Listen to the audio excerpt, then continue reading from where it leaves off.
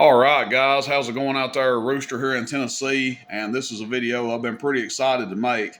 Wasn't going to make a video on it; was just going to make it a big surprise. But we'll get into that here in a second. But pretty cool little amp in front of us with quite the story on it.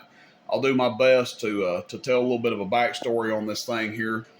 But it's a one drive and four, 6 JT6s, 6 LQ6s are the four outputs. And I'm assuming the driver is the same.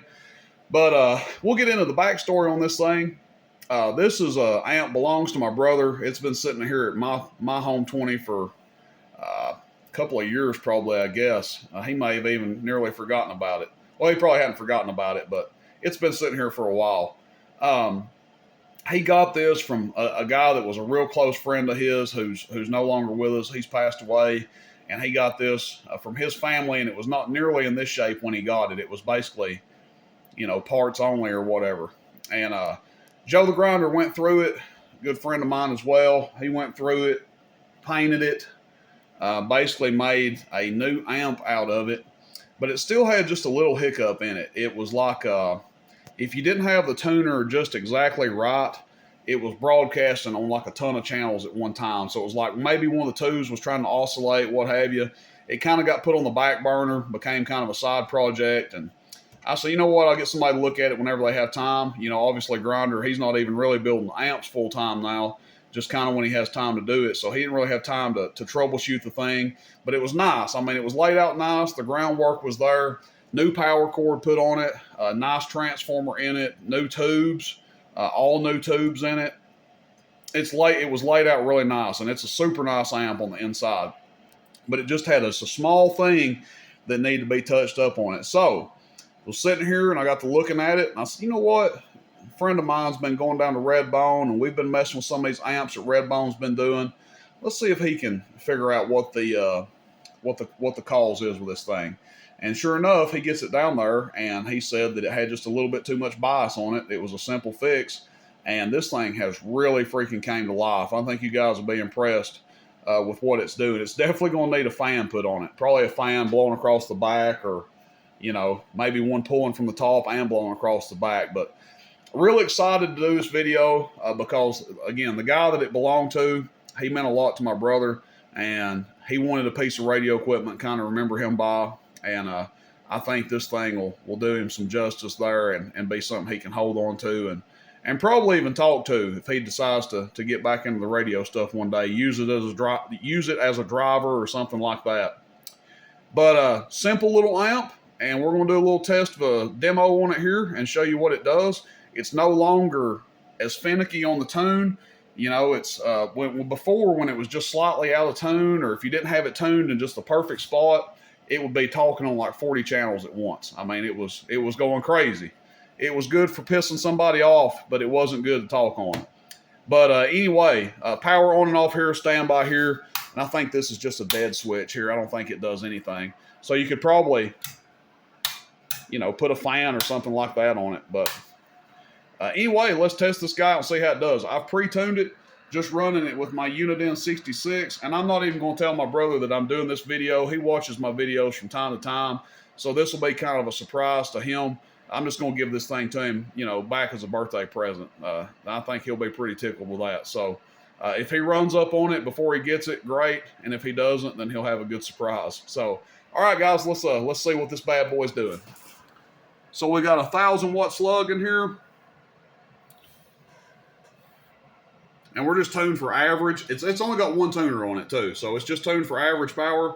I think it might have a secondary tuner on the inside, but on the outside you've just got the one.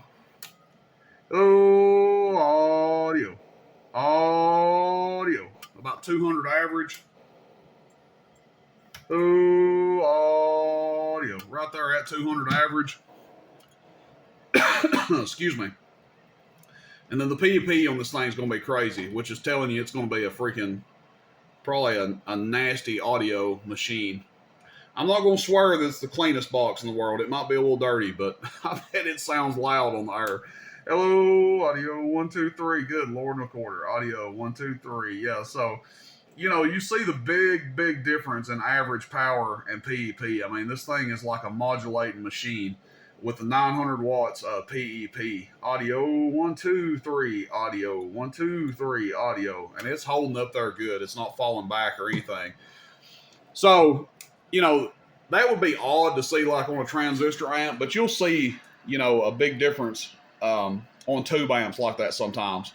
Like I've got a Mako 75, and if you put a 2057 tube in it, it'll show like 75 average, 80 average, but the PEP will be like 350 watts PEP. So you guys see this thing showing like 200 watts average, and then it's doing like 900 PEP. So, yes, am I going to tell you that this is going to be like the cleanest talking amp in the world? That it's going to be like spectrally pure? No, probably not. It's probably going to be a little bit dirty. But again, what a lot of people don't know, distortion is actually a little bit of distortion is pleasing to the human ear. So that's why we like to hear the sound of like the trams and Brownings and stuff like that. Those aren't like super clean radios. It's that little bit of distortion that's in there with the plate modulator radios that makes them sound so good. So yeah, this thing is definitely going to be nasty. But that's it, guys. One driving four. This thing is a wicked machine. Needs a fan put on it. And like I said, it's no longer going crazy and bleeding all 40 channels and talking on multiple frequencies at one time like it was before. And I think it'll be a badass little amp. Whether he uses it, puts it on the shelf, and covers it up, you know, I don't know what he's going to do with it. But maybe it'll spark some interest back getting on the radio so he can get out there and talk on this thing some. Or maybe not. Who knows? But either way, shout out Joe the Grinder, who did 95% of getting this amp ready to go. And then RedBone down in Georgia went over it, and it just needed one little final touch, one little final adjustment made to it. And now this thing is 10.8, and I think it's actually doing like 300 more watts than it was doing. So it's a bad boy. All right, appreciate it, guys. Rooster in Tennessee, roostercb.com. See you, bye. Y'all figured what the heck, we'd set up in here and actually test that tube amp on the air and just see how dirty that thing's going to be. So I'm going to go in there and actually key it up and do a little talking on it. All right, we'll be right back.